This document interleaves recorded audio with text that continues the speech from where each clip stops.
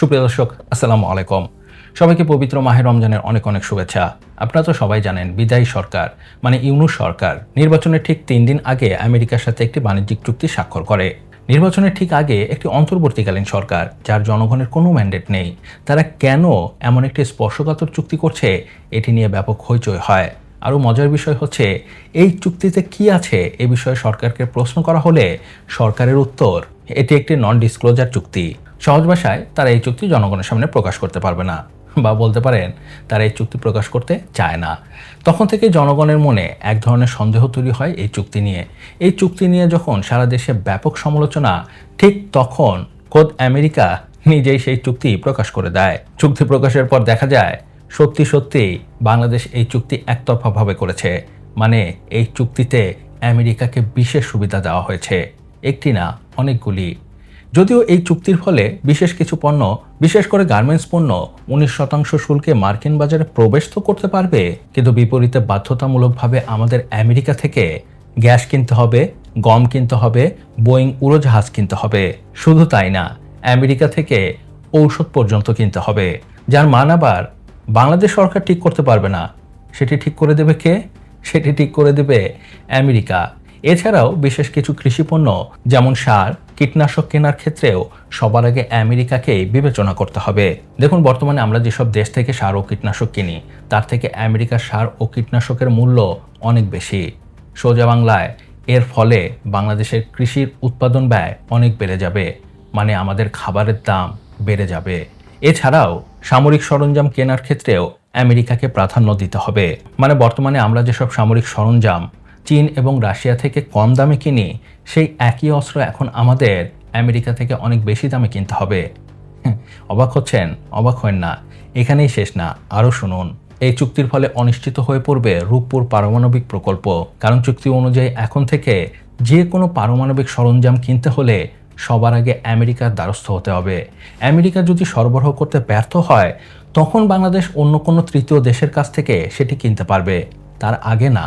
কিন্তু রূপপুর পারমাণবিক প্রকল্প হচ্ছে পুরোপুরি রাশিয়ার অর্থায়নে। আপনার কি মনে হয় রাশিয়া এই ক্লজ মানবে?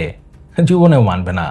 তার মানে বাংলাদেশের রূপপুর পারমাণবিক প্রকল্প অনেকটা ঝুলে গেল। এর বাইরে বাংলাদেশের প্রাকৃতিক সম্পদ উত্তোলনের ক্ষেত্রেও মার্কিন কোম্পানিকে প্রাধান্য দিতে হবে। মানে প্রাকৃতিক সম্পদ আমাদের, কিন্তু উত্তোলন করবে কে? আমেরিকা। মানে আমাদের প্রাকৃতিক সম্পদ এখন থেকে আমেরিকার। এর থেকেও ভয়ঙ্কর বিষয় হচ্ছে, বাংলাদেশের সেনাবাহিনীর সাথে আমেরিকান সৈন্য বঙ্গোপসাগরে যৌথ মহড়া দেবে। এটিকে আপনি সেন্ট মার্টিনে আমেরিকা ঘাঁটি করার প্রথম ধাপ হিসেবে দেখতে পারেন। এতগুলো সুবিধা, অন্যায্য সুবিধা আমেরিকার হাতে তুলে দেবার পরও নির্লজ্জ বেহায়া ইউনূস সরকার বলে এতে নাকি বাংলাদেশেরই সুবিধা হয়েছে। অথচ খোদ ব্যবসায়ীরা এর সমালোচনা করে বলে এই চুক্তির ক্ষেত্রে বাংলাদেশের স্বার্থ বিবেচনা করা হয়নি। তখন থেকেই মানুষ বলতে শুরু করে আমেরিকার কাছে ইউনূস দেশ বিক্রি করে দিয়েছে। আরও মজার বিষয় হচ্ছে, ইউনূস যখন সবার নাকের সামনে দিয়ে দেশ বিক্রি করে দিচ্ছিল, তখন নীরব দর্শক হয়েছিল বিএনপি ও জামাত। তখন তারা এটি নিয়ে টু শব্দ পর্যন্ত করেনি। অনেকেই বলতে থাকে, বিএনপি কেন এই বিষয়ে চুপ? কারণ এই চুক্তির ফলে ভবিষ্যতে বিপদে তো বিএনপি পড়বে, কারণ তারাই তো সরকার গঠন করতে যাচ্ছে। সেটি ছিল একটি রহস্য, কিন্তু সেই রহস্য ফাঁস করে দিলেন বিএনপির নতুন পররাষ্ট্রমন্ত্রী খলিলুর রহমান। সে স্পষ্ট জানিয়ে দিল, চুক্তির ব্যাপারে আগে থেকেই জানত জামাত ও বিএনপি। শুধু তাই নয়, তাদের সম্মতি নিয়েই এই চুক্তি করা হয়েছে। আরও ভয়ঙ্কর বিষয় কি জানেন? আমরা অনেকেই মনে করেছিলাম এই চুক্তি তাড়াহুড়ো করে করা হয়েছে, কিন্তু এই চুক্তি তাড়াহুড়ো করে করা হয়নি। এই চুক্তি প্রক্রিয়া শুরু হয়েছিল 1 বছর আগে থেকে। এই বিষয়ে খলিল সাহেব বলেন, এই ডিলটা কিন্তু ঠিক 3 দিন আগে শেষ হয়েছে তা নয়। 1 বছর আগে 2025 সালের ফেব্রুয়ারিতে প্রথম তাদের সঙ্গে আমাদের বাণিজ্য ঘাটতি নিয়ে আমরা কথা বলি। এখানেই শেষ না।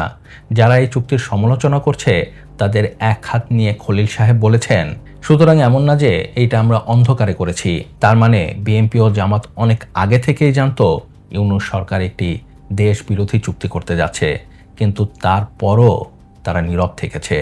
দেখুন, জামাত নিয়ে আমি কোনো কিছু মনে করি না, কারণ জামাত বাংলাদেশের স্বাধীনতায় চায়নি। যে বাংলাদেশের স্বাধীনতায় চায়নি, সে বাংলাদেশের স্বার্থ দেখবে না, এটি স্বাভাবিক। কিন্তু আমি অবাক হয়েছি বিএনপির আচরণে, কারণ বিএনপি সারাদিন ডায়লগ মেরে বলে সবার আগে বাংলাদেশ, কিন্তু এখন দেখা যাচ্ছে সবার আগে বাংলাদেশ না, সবার আগে ক্ষমতা।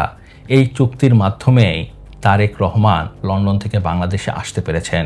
নইলে যে তারেক রহমান নিজে বলেছেন মায়ের মৃত্যুতেও সে দেশে আসতে পারবে না, কারণ কি তাও বলতে পারবে না, সে হঠাৎ এমনি এমনি দেশে চলে আসলো।